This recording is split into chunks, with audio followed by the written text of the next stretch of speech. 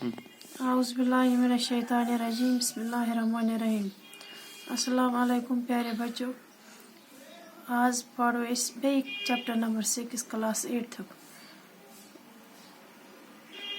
Chapter नाम food production and management.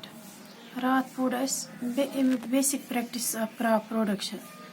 अत मज पोड़ रात राइट काइंड ऑफ सॉइल। अस किस गस जमीन आसनी। आज दुयम पार्ट पढ़न सिलेक्शन ऑफ राइट सीड। ब्योल क्यों गस आसन। अगर अस ब्योल वावो जमीनस मज सह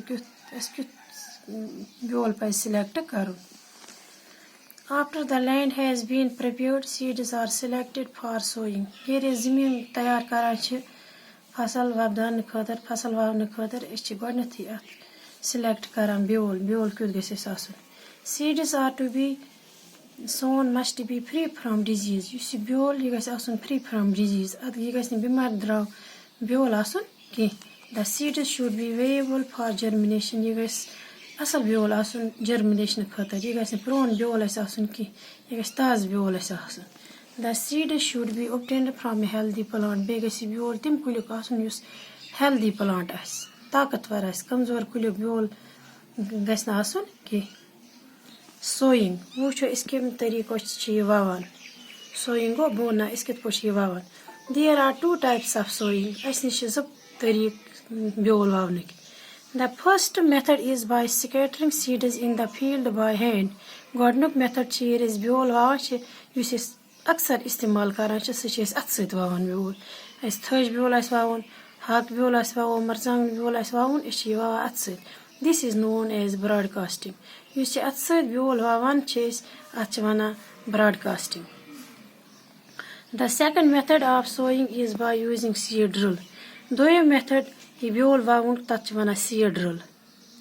Seed drill वो seed drill क्या The simplest seed drill consists of vertical tube with a seed ball. Use seed drill आसा vertical tube अत seed ball सत तो यह अत अलबन आसा.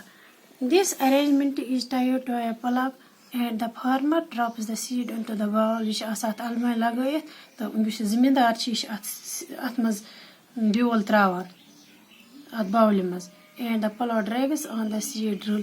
यह अलबन पकनावान तो बेल फल पेवान लाइन मज पत्थर इत पे ब्योल वावन अत वनान seed drill. Raising seedling into nursery वो नर्सरी मज कित पे कुल खालान नर्सरी मज कित पे वपदान कुल. In the cultivation of paddy and many vegetables, the seeds are first sown in a nursery. Gordnet nursery मज वावा इत थज ब्योल वावा यह सरसे खहस वावा कि या हक ब्योल यह सरसे वाड़ वावा कि कुन जाए सीड बेडन मज वावान अखरेटा कड़ा बेल खतर तैयार वावान ब्योल तथ वनान nursery. Under the great care of the farm so that they are not damaged and only after a certain stage they are transferred to the main field.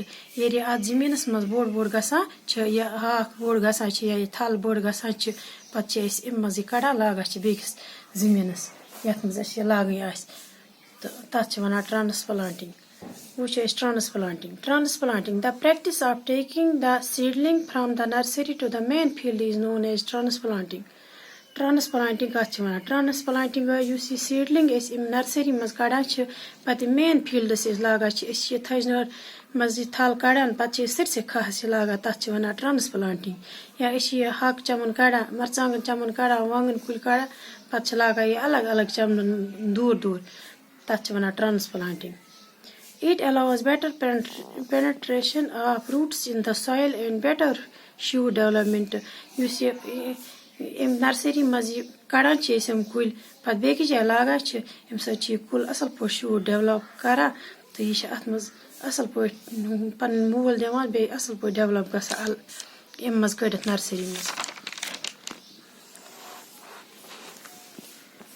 वो वुचन मैनरिंग यह जमीनस कित पे पह त्रावान खाद दिवान. Plants depend on the soil for their nutrients. यम कुल depend कर न्यूट्रिएंटन पे यम अत जमीनस मज आसान न्यूट्रिएंटन जरूरत continuous farming on the land exhausts the mineral nutrients in the soil. The soil should be enriched with manure and fertilizer. दवा युस ज़मीन च ये गैस आसी आत गैस असल पे आसी manure death and fertilizer खाद death. Manures and fertilizers are major source of nutrients. इमन much major source of nutrients कत मज manure तो fertilizer. Manure गस युस इस घर बनावा च पा घर पा बनावा च छोटा च बनावा गुई च बनावा तथ च वना manure. Fertilizer गई inorganic युस इस anan ch nitrogen ch phosphate ch potash ch. Manures are organic materials which supply all the elements a plant needs. Manure गई organic material yum sori nutrients at kulis devan ch. The important types of manures are farmyard manure. दवा इमे कसम च manure farmyard manure. Farmyard का use इस घर पन्नी घर बनावा च इस छोट वोट जमा करा पत एक से जाए साड़ा करा पत तथ खाद बनावा तथ वनो farmyard manure. बे गई green manure. Green manure गई ये ज़मीन मज बागस मज वुश्क वावा च या मटर कुल या कि घास पत घास रलावा ज़मीन स तथ वनो green manure. Compost को इस पिट बनावा सो दोब बनावा घर पत तथ मज गुह करा जमा छोट करा जमा पत तथ मज सड़ा करा तो पत ये सड़ित पत ये ज़मीन त्रा तथ वनो कंपोस्ट. सी manure गो समंदर मज युस खाद इस्तेमाल हासिल करा च. एंड पोल्ट्री manure गो घर कका रेक वेक पकड़न हज रेक त्रावान ज़मीनस तथ वनो poultry manure. Fertilizers are inorganic materials. इन पत fertilizer गई inorganic material यम ते ज़रूरी essential ज़मीन खदर. Fertilizers are inorganic materials that are used mainly to increase the essential elements in the soil. For example, nitrogen, fertilizer, phosphate and potash.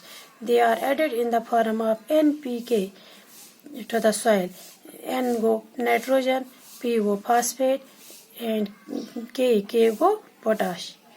तो ते sign ज़मीन खतर ज़रूरत. बाकी करो सबस कंटिन्यू आज गो ये.